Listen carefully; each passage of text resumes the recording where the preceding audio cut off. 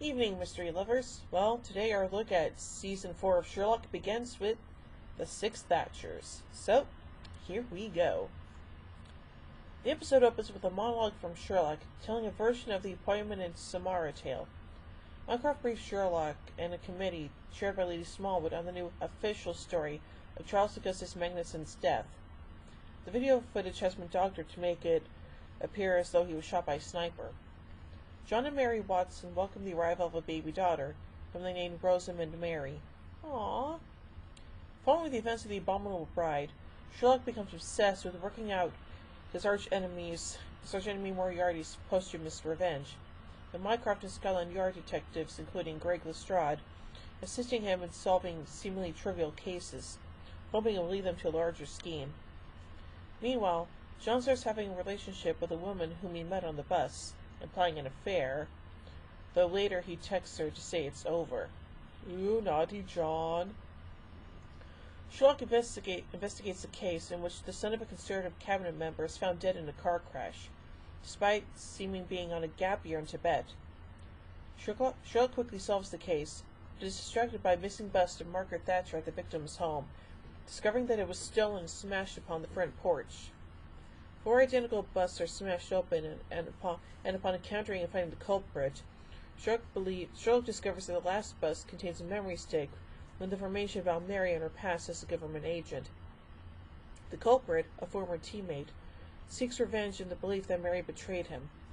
Upon being questioned by Sherlock, Mary explains that she was part of a freelance task force named AGRA, derived from the members' names. Mary being R for Rosamund, her real name, and A, her pursuer, AJ. All members had a memory stick containing data on each other, in the event that one was betrayed. 6 years prior, a rescue mission of hostages at the British Embassy in Tbilisi, Georgia, went wrong when a coup d'etat, set off by a code word ammo, resulted in the presumed death of all AGRA agents, save Mary. Sherlock tries to persuade Mary not to go after AJ.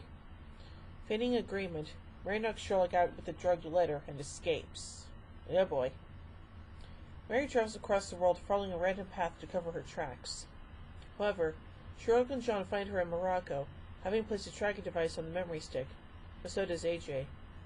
AJ says that he was captured by the terrorists, but not before hiding his memory stick in one of the Thatcher busts which he intended to recover to track Mary, whom he blames for his capture. During his torture, AJ hears whispers of ammo and the Englishwoman being the reason for the failure of the mission. AJ attempts to kill the trio but is shot by police. They reflect on the events and realize that AJ was working on the assumption that the Englishwoman was Mary.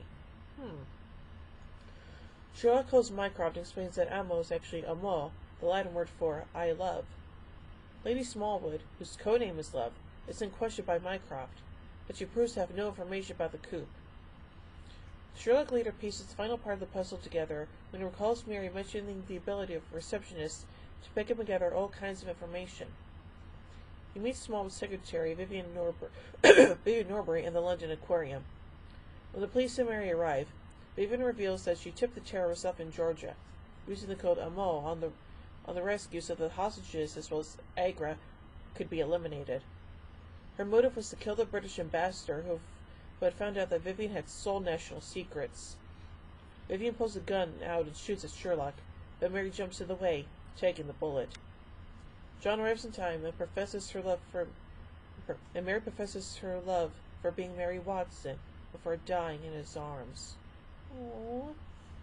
As Sherlock vowed to protect her, this created rifts between him and John. Yikes. After Vivian's arrest, Mycroft returns home to find a sticky note reading 13th on his fridge. Immediately picks the phone up and asks to be put through to Sharonford. Sherlock visits John's therapist, but is reluctant to converse. Returning to Baker Street, Sherlock and Mrs. Hudson lament the loss. Sherlock opens up a parcel containing a DVD of the posthumous message from Mary, in which she instructs him to save John Watson. He then goes to John's flat to offer him help, but Molly opens the door with Rosie in her arms and gives Sherlock a letter from John, telling him that John wishes for anyone's help but Sherlock's. Returning to the story of the merchant, Sherlock concludes that death is inevitable, but ponders if the circumstances are avoidable. Whew, that was pretty drama-heavy, if you ask me. Anyway, let's look at the production episode, mainly with the locations. Series 4 was primarily filmed at Pinewood Studio, Wales. Several locations for this episode were filmed in London. Scenes involving the Bloodhound were filmed at Borough Market and Trinity Church Square in Southwark.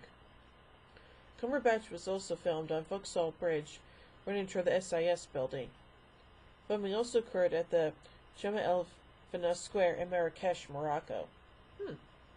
Last but not least, references to Arthur Conan Doyle.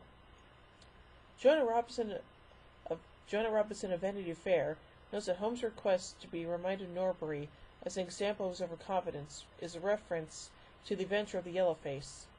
The Six Thatchers is based loosely on the adventure of the Six Napoleons. At one point, Sherlock believes that the suspect is hunting for the Black Pearl, which he had been asked to look into earlier and dismissed as uninteresting. But it's soon revealed that the suspect is actually hunting for a memory stick containing information about Mary Watson's past. So overall, I say this episode is pretty, drama heavy, especially with Mary's death, so yeah. So overall, I give the Six Thatchers 5 Deerstalkers out of 5. Well, join me tomorrow as we take a look at The Lying Detective. So until then, remember everyone, the game's afoot.